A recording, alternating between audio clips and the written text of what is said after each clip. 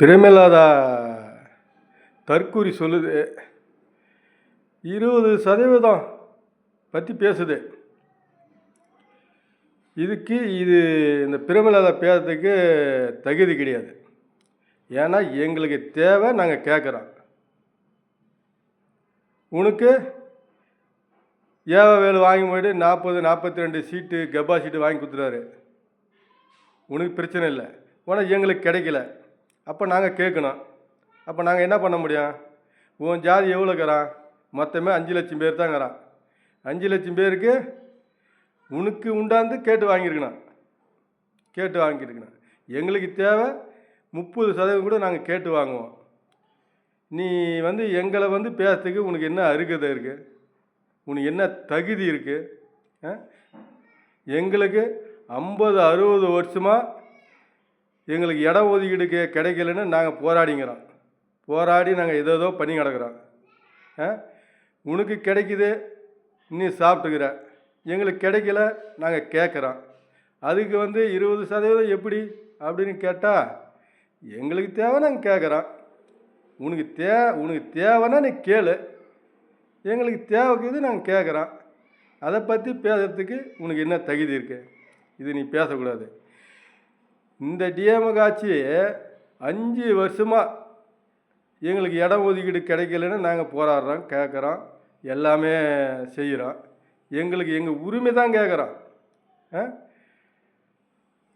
அதை விட்டுட்டு நீ 20% எப்படி கிடைக்கும் அப்படின்னு கேட்குறியே. எல்லாரும் 20% கேட்டால் என்ன ஆகிறது? நாங்கள் 2.5 கோடி வன்னி இருக்கிறோம், நாங்கள் கேட்குறோம். அதை பற்றி எங்களுக்கு இது கிடையாது. நாங்கள் கேட்கலாமே. நாங்கள் எங்கள் உரிமை கேட்குறோம். நீ உன் ஜாதி 5 லட்சம் பேர் கூட கிடையாது. ஆனால் நீ எவ்வளோ வாங்குற? வேலு லட்டு மாரி வாங்கி கொடுத்தாரில்ல, 42 எம்எல்ஏ கெப்பாசிட்டி வாங்கி கொடுத்தாரு. அப்போ எங்களுக்கு எவ்வளோ கிடைக்கணும்? அப்போ எங்கள் ஜாதி பற்றி நான் பேசி தானே ஆகணும். நீ எங்கள் ஜாதி பற்றி பேசுறதுக்கு உனக்கு அருகதை கிடையாது. எங்களை பற்றி நீ பேசக்கூடாது. ஏன்னா எங்கள் ஓட்டு தான் நீ வாங்குற. அப்போ இப்போ என்ன பண்ணணும்னா, எங்கே அதான் டிஎம்கே கூட்டணி இருக்கிறவங்களுக்கெல்லாம் கண்டிப்பாக ஓட்டு போடக்கூடாது. வன்னீர் ஓட்டு போடவே கூடாது. அதுவும் பிரேமலதா எங்கே நிற்கிதோ ஒரு இடத்துல கூட நம்ம வன்னீர் ஓட்டு வீயவே கூடாது. வன்னீர் ஓட்டு தானே இல்லை. ஏன்னா இதில் மற்ற ஜாதி ஓட்டும் இது. இப்போ திருமாவளவனுக்கெலாம் இவ்வளோ நாள் வயசுக்கு பலன் கிடைக்கல. அப்போது உனக்கு இவ்வளோ பலன் கிடைச்சிக்கு அவங்களே உன்னை நினச்சிக்கிறாங்க. என்ன நினச்சிக்கிறாங்க? பிரேமலதா இன்றைக்கி இவ்வளோ சீட்டு வாங்குதுன்னா நம்ம என்ன அவ்வளோ முட்டாளா? அப்போ தோக்க அடிக்கிறதுக்கு உன்னை ரெடி ஆகிட்டாங்க. ஆமாம், எல்லா ஜாதி ஓட்டும் உனக்கு வியாது, கண்டிப்பாக வியாது. ஏன்னா மானம் உள்ள ஜாதிகாரம் பூரா கண்டிப்பாக உனக்கு ஓட்டு போட மாட்டான். நீ இட ஒதுக்கீட்டை பற்றி நீ பேசக்கூடாது. ஏன்னா அவன் உரிமைக்கே அவங்கவுங்க பேசுகிறாங்க. உனக்கு கிடைக்குதுன்றதுனால நீ பேச மாட்டேங்கிற. உனக்கு கிடைச்சிக்கிறதுனால பேச மாட்டேங்கிற. மற்ற ஜாதிகாரனுக்கு கிடைக்கல, நாங்கள் கேட்குறோம். நீங்கள் திருமாவளவனுக்கு தான் கிடச்சிக்கணும். உனக்கு கிடைக்க வேண்டியது திருமாவளவனுக்கு கிடைக்கணும். ஆனால் நீ வாங்குற. சும்மா 5 லட்சம் ஓட்டு கிடையாது தமிழ்நாடு பூரா.